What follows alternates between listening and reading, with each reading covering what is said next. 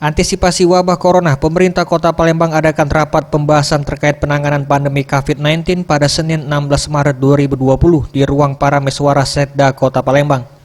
Wali Kota Palembang Harnojoyo menuturkan, dalam rapat ini telah banyak masukan dari para ahli dan instruksi dari pemerintah pusat terkait kebijakan-kebijakan yang harus dilakukan oleh daerah agar tidak terjangkitnya wabah COVID-19, seperti yang dilakukan beberapa daerah dengan meliburkan sekolah. Pemerintah Kota Palembang sendiri akan mengambil beberapa langkah, seperti merevisi anggaran untuk menyediakan dana untuk mengantisipasi COVID-19.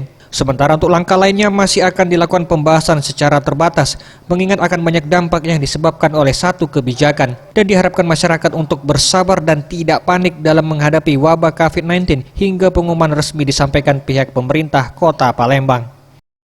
Dalam hal ini Kementerian Keuangan sudah membuat kebijakan itu untuk dipersilakan ke pemerintah daerah untuk merevisi anggaran kebutuhan untuk penanganan virus corona. Jadi kami mohon bersabar, kami akan tindak lanjuti rapat ini dalam rapat kecil sehingga akan kami sampaikan kepada masyarakat terkait dengan penanganan virus corona atau pencegahan virus corona tidak terjadi di kota. Tim Liputan Sriwijaya TV.